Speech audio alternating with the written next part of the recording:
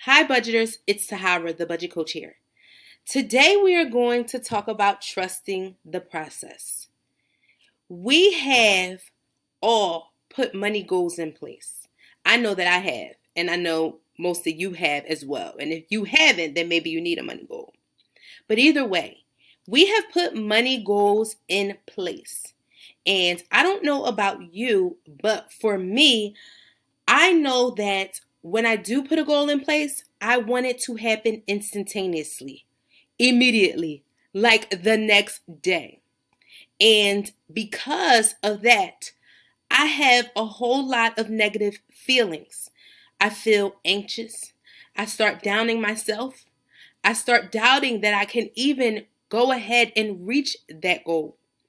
But we know that any goal that we put in place comes with a process. And we know that it can't happen immediately or right away. But for some reason, that does not register in my mind. My mind does not allow that thought to even sink in. My mind says to me, you set a goal. You need that goal to happen now, yesterday, probably the day before yesterday, right? So I want to really talk to all of those people who feel anxious when they put money goals in place. I'm really talking to myself as well because we shouldn't have to feel like that.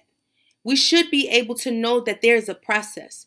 We should know that we have to trust the process that we put in place.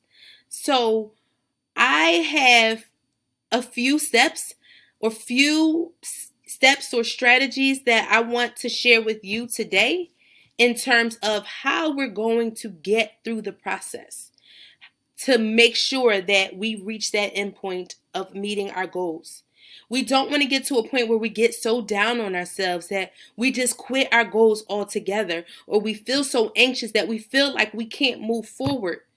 So I'm hoping the steps that I provide for you today will help you through the process, knowing that once you put that goal in place, you can get through it all the way through to the end without feeling anxious, without feeling upset, without feeling nervous, without downing or disrespecting yourself. So let's get started. Don't you wanna be free? The first step to getting through the process with as little anxiety as possible in order to get to the end goal, right, is to write the goal down. You have to write the goal down because it has to be explicitly stated. You have to be clear on exactly what you want to achieve. If that goal is not written down, if it's not drawn, if it's not posted in a place where you can see it, then it's really going to be hard for you to even know what you're achieving or know what you're aiming towards. And that will give you more anxiety and more stress. So be very clear about what the goal is. Write that goal down or draw it out. Make sure that it is in your face each and every day so that you know what you are aiming for. All right? Write it down. Write that goal down. The second thing, after you've written that goal down, put a plan in place. Put the plan in place. Strategize on how you're going to achieve that goal. And for any money goals, that is your budget. If you don't have a budget, then you don't have a plan. You need the budget to tell you how much you're going to save each and every month towards that goal. So as for me, I have sinking funds. And sometimes my goal seems overly ambitious, too ambitious, and that might be part of the problem. And that's a tip for you. Maybe don't make it a goal that you know that you can't hit or can't set. But in terms of the plan that I put in place, I am sticking to my budget. I have sinking funds. I know that I want to save for a car.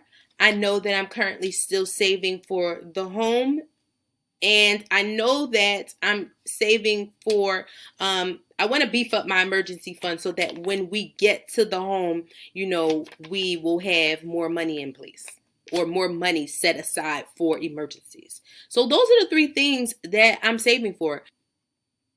My budget tells me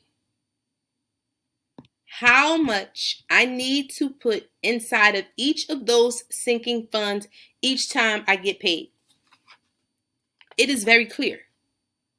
Whether it says you need to put $500 inside of your car fund, it is very clear on what I need to save. I'm very clear on that. So I know each month if I've achieved it or if I've not.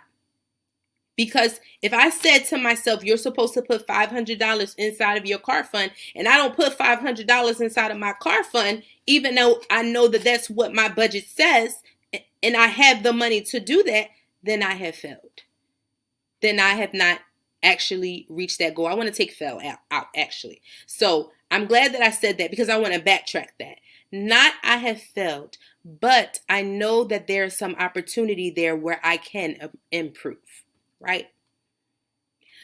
So make sure that your plan is in place. Or maybe you want to be even more specific with your plan. For instance, this is just an example. By November, I know that I need to save an additional $25,000 for my new home, for furniture and for appliances and for whatever else, right? So if I have to save $25,000 by that time, so within 8 months, how much is that a month that I need to save in order to put into that sinking fund? You need to be very clear. Be really specific. That is the only way you're going to win, folks. If you are clear, specific, you have the goal written down, and you have your plan. All right? The last thing is something that we kind of already talked about. Sticking with it. You got to stick with it. Keep looking back at your goal, which is that step number 1. Keep looking back at the thing that you want to achieve because you want it. So if you want it, you have to be on the plan or on the process or strategizing in order to get it. And so you cannot quit. You have to keep going. You have to keep moving. You cannot stop if you actually want that thing. There's some people who put goals in place but don't strategize in order to get them. That's not you. You're strategizing and you're sticking with that strategy, that plan, that budget all the way to the end until you get to that last point where you say, oh, I finally reached that amount that I want to reach and I am here. I have made it. I am successful. So, when you have goals, you need to write it down.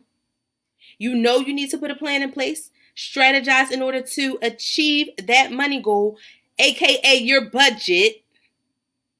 And the third thing is stick with it. Stick with it, folks.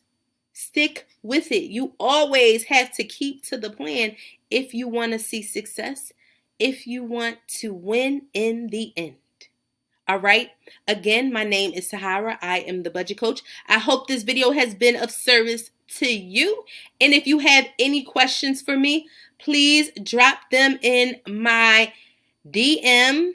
We're also looking for people to talk to who can talk to us about the things that they've done in order to grow that income that they have going in so that they have more of a cushion in order to save, invest, or do whatever it is they want to do. You can hit your money goals. You just need a plan.